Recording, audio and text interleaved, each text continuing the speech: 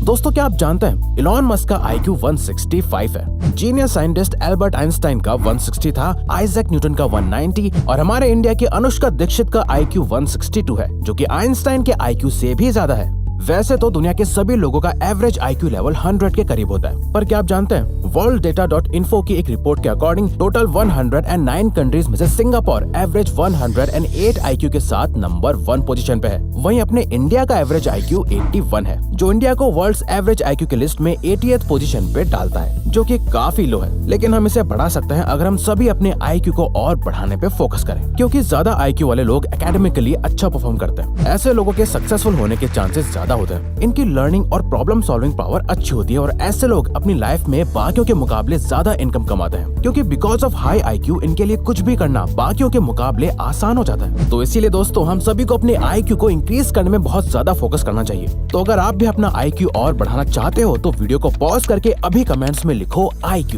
पर ये IQ exactly होता क्या है और हम अपना IQ कैसे बढ़ा सकते हैं, आइए जानते हैं। Number 1, what is IQ and how to calculate and increase your IQ। IQ का मतलब होता है इंटेलिजेंट कोशेंट। ये एक नंबर होता है जो ये दिखाता है कि आपकी इंटेलिजेंस का लेवल क्या है। यहाँ इंटेलिजेंस से हमारा मतलब ये नहीं है कि आप कितना याद रख सकते हो या आपके पास कितनी ज्यादा नॉलेज है, बल्कि इंटेलिजेंस का रियल मीनिंग होता है आपकी नई इन्फॉर्मेशन को सीखने की कैपेसिटी, प्लस उस इन्फॉर्मेशन को दिमाग में होल्ड करके रखना और फिर उस नई नॉलेज का यूज करके किसी प्रॉब्लम को सॉल्व करना या उससे कुछ नया सीखने के लिए फाउंडेशन की तरह यूज करना। लेकिन हम कैसे पता लगा सकते हैं कि हमारा IQ कितना है? तो इसके लिए एक सिंपल IQ टेस्ट फॉर्मूला है MA/CA मल्टीप्लाइड बाय 100, जहाँ MA का मतलब है मेंटल एज, यानी मेंटली आपकी उम्र कितनी है। कुछ लोग अपनी उम्र के हिसाब से मेंटली काफी मैच्योर होते हैं, वहीं कई बड़े लोगों का दिमाग बच्चा ही रहता है, जैसा कि आपने कोई मिल गया में ऋतिक रोशन को देखा होगा। वहीं CA का मतलब होता है क्रोनोलॉजिकल एज, जो हमारी नॉर्मल बर्थडे एज होती है। पहले के टाइम पर ऐसा माना जाता था कि जब इंसान अपनी अडल्ट एज में पहुंच जाता है तो ह्यूमन ब्रेन की इंटेलेक्चुअल कैपेसिटी और IQ फिक्स्ड हो जाती है।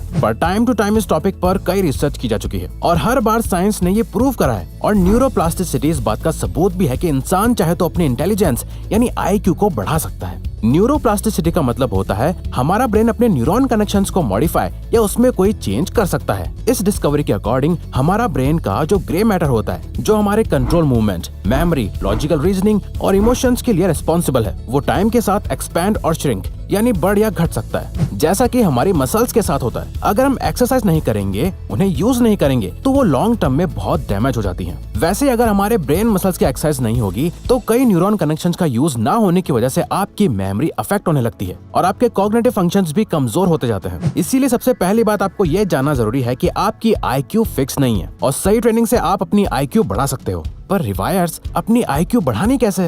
वेल, IQ कभी एक रात में नहीं बढ़ती। जैसे आप कुछ दिनों में ही अच्छी बॉडी नहीं बना सकते हैं, वैसे ही अपने ब्रेन मसल्स को स्ट्रॉन्ग करने के लिए आपको बहुत टाइम तक कंसिस्टेंटली प्रैक्टिस करते रहना बहुत जरूरी है। प्रैक्टिसेस जैसे number 2, expand your imagination using all 5 senses. दोस्तों आज के टाइम पे जो सबसे ज्यादा बड़ी प्रॉब्लम हम सभी फेस कर रहे हैं वो ये है कि हम हमेशा डिजिटल और विजुअल चीजों को टीवी, लैपटॉप या फोन में देख देख के अब हमें ज्यादा इमेजिनेशन या माइंड में विजुअलाइज नहीं करना पड़ता। सब कुछ हमारी आंखों के सामने अपने आप होने लगता है, हमें ज्यादा सोचना नहीं पड़ता, जिससे हमारी इमेजिनेशन और विजुअलाइज करने की आदत और पावर कम होती जा रही है। न्यूरोप्लास्टिसिटी की रिसर्च में देखा गया है कि हमारे 5 सेंसेस हमारी मेमोरी और कॉग्निटिव फंक्शन से डायरेक्टली कनेक्टेड है। इसीलिए ये एक्सरसाइज आपके 5 सेंसेस को ट्रिगर करके आपकी IQ को इंक्रीज करने में हेल्प करती है। आपको करना यह है कि आपको दिन में सपने देखने। अब इससे हमारा मतलब है कि जैसे आप रात में सोते हुए जब सपने देखते हो तो आपके सारे सेंसेस एक्टिव होते हैं, आपको सब कुछ असली लग रहा होता है। वही सेम चीज आपको दिन में कॉन्शियसली करनी है। किसी भी चीज को इमेजिन करो और अपने 5 सेंसेस से उसे एक्सपीरियंस करने की कोशिश करो। आप कुछ भी सोच सकते हो, अपनी सक्सेस को विजुअलाइज कर सकते हो या अपने आइडिया को सच होते हुए देख सकते हो, जहां आपको सब कुछ रियल लग रहा होगा।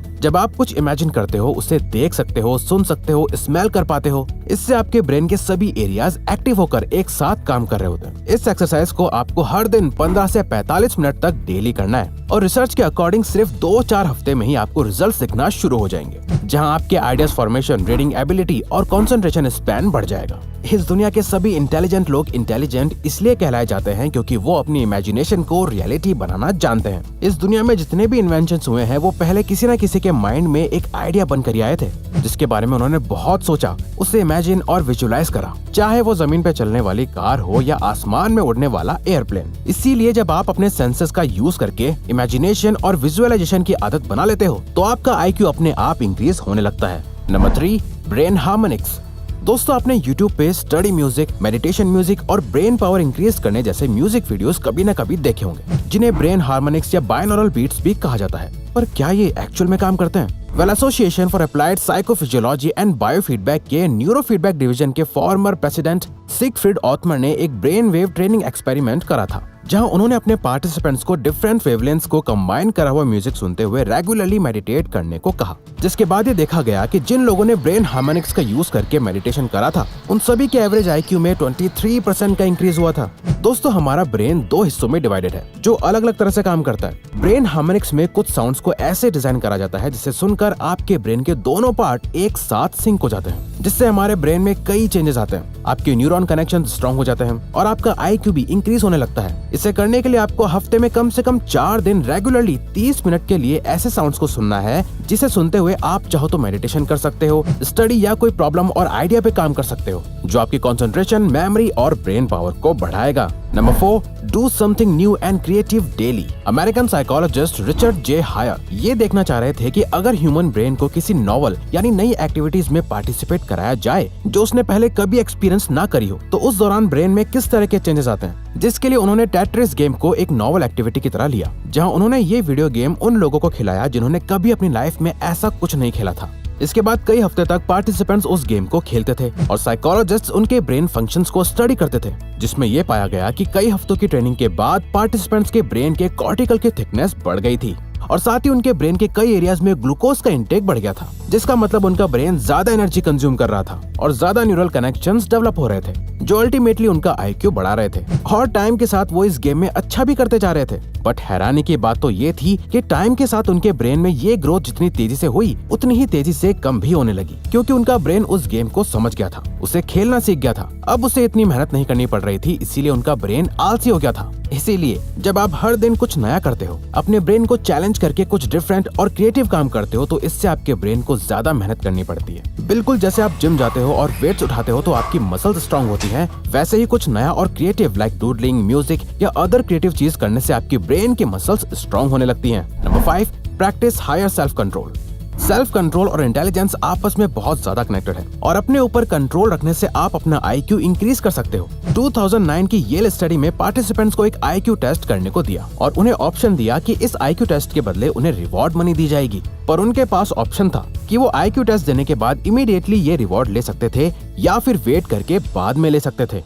अब जिन लोगों ने अपने रिवॉर्ड्स के लिए वेट करा, उन लोगों के IQ टेस्ट में बाकियों से हाई स्कोर्स थे, जिससे एक्सपर्ट्स ने ये कंक्लूड करा कि जो लोग इम्पल्सिव डिसीजंस को रोक पाते हैं और खुद के इमोशंस और एक्शंस पर अच्छे से कंट्रोल रखते हैं, वो मेंटली भी ज्यादा इंटेलिजेंट होते हैं। अमेरिकन ऑथर मारिया मैंस कहती हैं, the sign of an intelligent people is their ability to control their emotions by the application of reason. यानी हायर IQ का मतलब अपने माइंड और इमोशंस को फुल कंट्रोल में रखना होता है। अगर आपको पता है कि आपके लिए कुछ गलत है, फिर चाहे आपके आसपास के लोग आपको कितना भी फोर्स क्यों ना करे, आप कभी उस काम में शामिल नहीं होते। आपका अपने ऊपर बहुत स्ट्रॉन्ग सेल्फ कंट्रोल है, यानी कहीं ना कहीं आपके इंटेलिजेंस को ये बढ़ाता है। इसीलिए हायर सेल्फ कंट्रोल को प्रैक्टिस करने से आप अपने IQ को भी बढ़ा सकते हो।